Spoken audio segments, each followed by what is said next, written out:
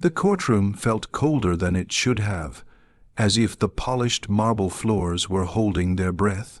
Every eye in the room was fixed on the young tomb guard standing alone at the center, his posture unbroken, his gloved hands steady, his medal of honor resting on his chest like a quiet defiance. Moments earlier, the room buzzed with respect for him. Now it trembled with disbelief. The judge's order had dropped like a stone into still water. "Remove that medal, right here, right now." A stunned silence followed, stretching thin and brittle. Even the air seemed to recoil. People who had arrived to witness a simple disciplinary hearing now found themselves watching something far more humiliating, something that felt wrong down to the bone. The tomb guard, a man whose every step had once echoed among the marble paths of Arlington with unbroken precision, stood frozen, as if bracing against a sudden storm. He did not speak. He simply breathed, slow and controlled, the way he had been trained to breathe during funerals where mothers clutched folded flags to their hearts. The way he had breathed when he stood vigil through hurricanes and snowstorms, guarding the unknown soldier while the rest of the world slept. His Medal of Honor glimmered faintly beneath the courtroom lights, not bright, just steady, almost stubborn. The judge's gaze sharpened, dangerous in its certainty. "You will comply," he said, not raising his voice. His authority was quiet, the kind that hid behind procedure and power rather than earned respect. "This court will not tolerate symbols you have not yet proven worthy of." A soft murmur rippled through the benches behind him. No one dared speak, but the disbelief was shared like a single heartbeat. Veterans in uniform clenched their jaws. A woman in the third row pressed a hand over her mouth, eyes shining with confusion and anger. Even the bailiff shifted, uncomfortable, not with the tomb guard, but with the man on the bench who seemed to be crossing a line no one expected to see crossed today. The tomb guard's thoughts moved in slow, painful waves. He replayed the mission they accused him of mishandling, the rescue that had gone wrong, the fire and smoke, the bodies he had carried out with blistered hands. He remembered the chaos, the screams, and the officer he had saved. An officer who should have been sitting here today to defend him, but whose silence now sliced deeper than the judge's order. He wondered, just for a heartbeat, whether honor was truly recognized or simply granted by convenience. Still, he did not move. The judge took that stillness as defiance. His lips curled with satisfaction. He had been expecting a moment like this, craving it even, as if proving authority over a national symbol would elevate him above his own insecurities. "You are not above this court," he said calmly. "Remove it." The tomb guard lifted his eyes. They were not angry, just impossibly steady, far steadier than the judge's. That steadiness carried something the courtroom felt but could not name, something built in the quiet hours before dawn, beneath rain-soaked skies, accompanied only by the sound of boots and tradition. But before he could answer, the heavy wooden doors at the back of the courtroom swung open. A draught of cold air swept in, stirring the flags at the front of the room. Every head turned. A tall man in full military dress stepped inside with silent but unmistakable authority. His ribbons were many, but it was the presence, the calm, unwavering gravity, that drew the room into silence again. The judge paled as he recognized the uniform. The decorated general walked forward, each step echoing like the slow toll of judgment. The tomb guard stiffened instinctively, not out of fear, but out of profound respect. This was the man who had seen the footage others had not. The man who had once commanded battalions through places where honor was measured, not in medals but in scars. He stopped beside the tomb guard, turning toward the judge with a gaze that held no outward anger, but a deep, simmering disappointment that cut sharper than any shout. The room waited, suspended between injustice and the possibility of a reckoning. And for the first time since the hearing began, the judge's confidence trembled. The general's presence changed the atmosphere in a way nothing else could have. The tension that moments ago had been suffocating suddenly shifted into something sharper, expectant, electric, humming with the sense that something long overdue was about to be set right. Even the judge, perched above them all, looked smaller than before, his authority thinning under a gaze he could not overpower. The general did not speak immediately. His silence alone held weight, heavy, discerning, a silence born from years of writing letters to grieving families, from battles fought far from cameras, from nights spent walking through field hospitals knowing some would not see dawn. It was the silence of a man who had witnessed too much to tolerate moral cowardice in a courtroom. The tomb guard felt that silence settle around him like a shield. He had stood alone for so long through accusations, through investigations, through the quiet humiliation of being doubted by men who had never stepped foot in the places he had bled. But now, in this moment, he was not alone. The presence beside him felt like someone placing a steady hand on his back without needing to touch him. The judge tried to recover his composure, clearing his throat. "This is a closed disciplinary hearing, General. Your presence is neither required nor authorized." The general did not blink. "I'm aware of what this hearing is," he replied, voice steady but edged with a truth the room could feel. "I'm also aware of what it is becoming." The judge stiffened at the implication. This soldier is under review for misconduct. And yet, the general said quietly, "The only misconduct I see here is the treatment he's receiving." A murmur swept across the benches, soft, restrained, but unmistakably in agreement. Even those who had reservations about the tomb guard's mission record now felt a shift inside them. As if the general had put words to something they had sensed from the moment, the judge demanded the removal of the medal. The judge leaned forward, trying to reclaim his authority by sheer posture. "You will not interfere." The general's eyes narrowed not with anger, but with a controlled, disappointed calm that was far more devastating than rage. "I will not allow you," he said, "to strip the Medal of Honor from a man who earned it with actions you have not even bothered to understand." The words struck the room like a quiet, controlled explosion, breath caught, shoulders straightened. Something inside the tomb guard, the part that had been bruised by months of silence and doubt, began to lift, just slightly. The judge's hands clenched the edge of the bench. His actions cost lives. He snapped. He ignored protocol.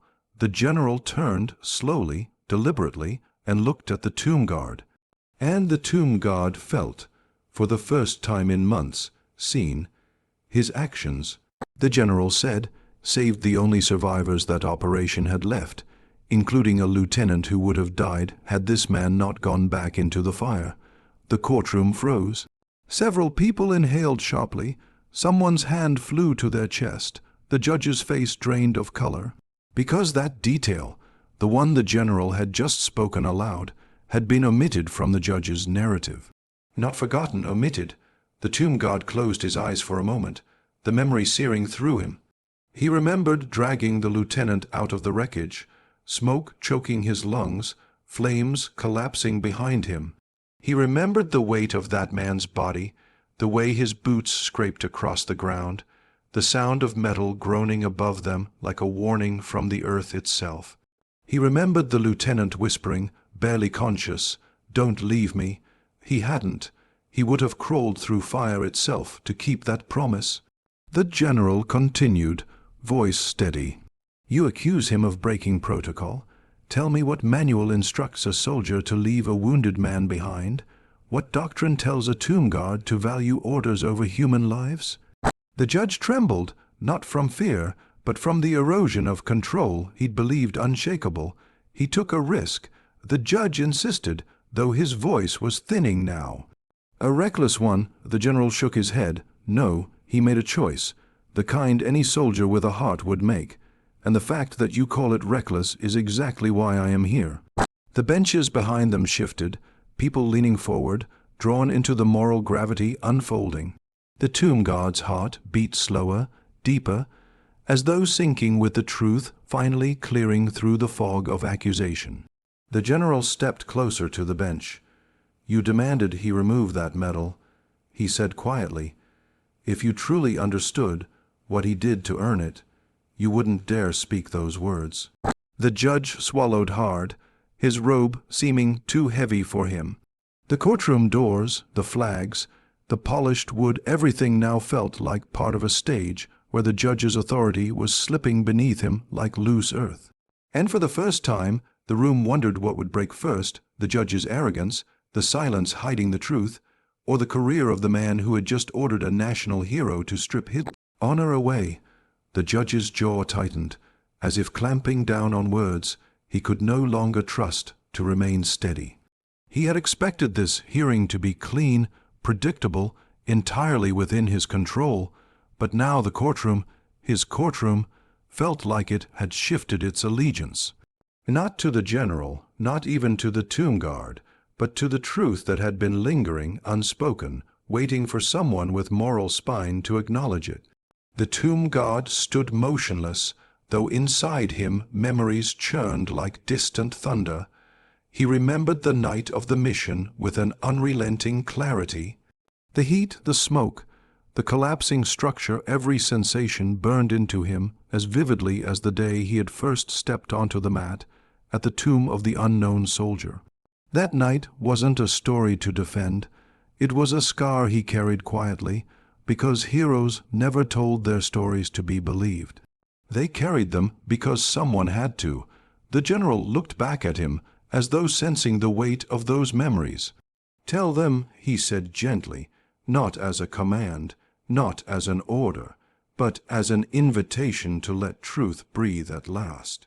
The tomb guard's voice, when it came, was calm, almost too calm for the storm beneath it. "I didn't go back into the fire because I thought it was safe," he said. "I went back because I heard him calling for help, and because nobody else could reach him in time." People leaned closer, straining to absorb every word. His tone was steady, not dramatic, carrying the kind of honesty that didn't need embellishment. The structure was collapsing. He continued. "We had seconds, not minutes. Protocol said to pull back. Every part of me understood that. But he was alive, and he was alone. I couldn't make peace with the idea of leaving him to die." His voice softened, the memory tightening his chest. "When I found him, he was pinned under debris. I dug him out with my hands. I don't know how we made it out. I just remember dragging him toward the doorway, and the heat behind us felt like the world was ending." A woman in the gallery wiped tears from under her glasses. Even the bailiff's stern expression faltered. "I didn't think about medals," the tomb god said quietly. "I wasn't thinking about being heroic. I just didn't want his mother getting a folded flag because we were too afraid to try." The words landed with the force of something raw and undeniably human. The courtroom swallowed a collective breath, the weight of his honesty filling every corner. The judge's composure cracked barely, but visibly. His shoulders eased, his fingers loosened on the bench. For a fleeting moment, he looked like a man doing silent calculations, realizing the ground he stood on was collapsing faster than the burning building in the story. But pride is a stubborn thing. He leaned back, forcing his expression into neutrality. "Your emotions," he said, "do not absolve you of violating procedure." The general turned toward him with a stillness so sharp it could cut. "This is not about emotion," he said. "This is about integrity, about recognizing the difference between protocol and humanity." The judge bristled. "Rules exist for a reason, and so does conscience," the general countered. "You demand obedience while ignoring the moral foundation that obedience is built on." The temperature in the room seemed to drop again, but this time the chill came from the judge himself. A man who suddenly appeared trapped between the truth he'd tried to suppress and the ego he refused to abandon. The tomb guard didn't speak. He didn't need to. His silence carried more dignity than anything the judge had displayed since the hearing started. The judge tried to regain control, his voice rising not in anger, but in desperation. "This court," he declared, "is not swayed by sentiment. The question remains, did he or did he not violate the chain of command?" The general stepped forward, placing one hand on the tomb guard's shoulder with a kind of firm, steady reassurance, only a commander who had bled with his men could give. He acted within a higher chain, the general said, the chain of humanity, the chain that soldiers follow when doctrine fails them. A soft gasp passed through the courtroom. The judge froze, and the tomb guard felt something inside him lift like the first breath after surfacing from underwater. Then the general's voice softened, became colder, sharper. "And if you insist on this line of reasoning, Your Honor," he said, "then you force me to reveal something I had hoped to spare you." The judge stiffened, sensing danger. Reveal what? The general's eyes held no anger now, only truth. Truth he had been holding like a blade, that the man he saved. The general said, "Is the lieutenant who supplied the evidence that should have exonerated him months ago. Evidence that was delivered to your chambers and never shown." The room erupted not in noise, but in emotion, shock, fury, disbelief. It rippled through them like a silent earthquake. The tomb guard blinked slowly, stunned. He had suspected mishandling, but not suppression. The judge's face drained of blood. The general continued, voice like steel wrapped in calm. "You didn't just question his honor. You buried the truth that proved it." For the first time, the judge had no words, and his career balanced so precariously on arrogance began to crumble in the silence that followed. The judge's face collapsed into an expression that could not decide whether to mask itself with indignation or fear. For months, he had carried himself with the quiet arrogance of a man who believed nothing he buried would ever resurface. But now, in this courtroom he once ruled effortlessly, the truth rose around him like a tide, low, unstoppable, pulling away the ground beneath his feet. People in the gallery exchanged stunned glances. Not a whisper passed between them, but their posture shifted as one. Spines straightening, chests tightening, eyes sharpening with the dawning awareness that they were witnessing the unraveling of something bigger than a hearing. It wasn't just a case anymore. It was a reckoning. The tomb guard stood silent. His pulse moved like slow thunder through him, each beat echoing with the sudden realization that he had never been fighting a misunderstanding. He had been standing against something hidden, something deliberate, and the knowledge stung more deeply than any accusation he'd faced. The judge's fingers trembled as he reached for the folder on his desk, as though expecting it to offer him absolution. But the papers inside were suddenly weightless, meaningless. Every page a reminder of the truth he had chosen to ignore. His voice, when he finally spoke, came out thin. "You have no proof," he managed, though even he did not sound convinced. The general didn't move. "The lieutenant you tried to silence," he said, "has already submitted a sworn affidavit. It arrived at the Pentagon this morning." A shiver of shock rippled across the courtroom. Someone covered their mouth. A veteran shook his head slowly, grief and fury mingling in his expression. The judge swallowed hard. His robe, once a symbol of absolute authority, now looked like an ill-fitting costume. "This hearing," he began, struggling to regain footing, "is still under my discretion." "No," the general said calmly. "It stopped being under your discretion the moment you hid evidence and demanded this soldier strip, a medal he earned in blood." The tomb guard felt the words settle beneath his skin, not as vindication, but as something heavier truth carrying both relief and sorrow. He had wanted his name cleared, yes, but never at the cost of another man's downfall. Yet here they were, fate carving its path without asking for permission. The judge seemed to grasp at the last remnants of authority. I followed protocol." The general's gaze hardened. "You followed your ego, and now you will answer for it." A suffocating silence followed, thick enough that the air itself seemed to tremble. The judge's shoulders slumped, realization washing over him.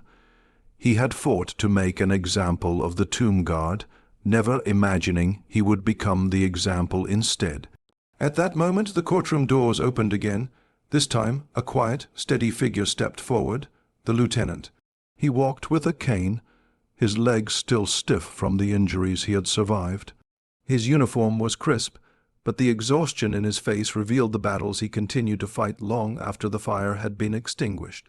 His eyes swept the room until they landed on the tomb guard. They softened, aching with gratitude. The tomb guard felt the breath catch in his throat. He had not seen the lieutenant since the night he dragged him from the burning wreckage. And now here he was, alive, standing, bearing witness not because he was told to, but because truth had called him. The lieutenant turned toward the judge. "You tried to make him the villain," he said quietly, "but he's the reason I'm still breathing."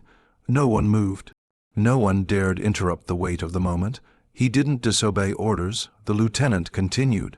He listened to the only order that mattered, saving a life, mine. His voice wavered, but only with emotion. "If you want someone to blame for surviving, blame me. I begged him not to leave me." A tear traced the cheek of a woman in the gallery. Even the bailiff bowed his head. "And you," the lieutenant said to the judge, "took my testimony and buried it. You turned my miracle into his burden." The judge's eyes glistened with the realization that nothing could be undone now. Not the choices he made, nor the truth he tried to suffocate. His career, built on years of rigid control, now cracked under the weight of a single act of cowardice. The lieutenant turned back to the tomb guard. "You carried me out of that building," he said softly. "Let me carry the truth out of this one." And he stepped forward, standing beside the tomb guard. Two soldiers aligned not by rank, but by truth. The general looked toward the bench. "This hearing is over." The judge didn't argue. He couldn't.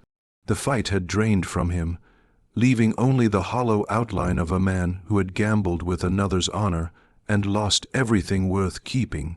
The courtroom stood, some out of respect, some out of awe, some because emotion simply refused to let them sit still. The tomb guard remained still, his breath shaking for the first time since the ordeal began, not from fear, not from anger, but from the quiet relief of being seen, believed, and restored. The lieutenant reached out, steadying himself as much as he steadied the tomb guard. "You saved me once," he whispered. "Let me return the favor." Outside, sunlight streamed through the courthouse windows, warm, honest, unfiltered. It touched the tomb guard's medal of honor where it rested, unchallenged, on his chest. The medal did not shine brightly. It shone quietly, steadily, like truth itself. And as the judge lowered his head in resignation, the room understood the final, silent verdict. The man who tried to strip a hero of honor had instead stripped himself of his career. And the tomb guard, weathered, humble, unwavering, walked out not just vindicated, but whole again.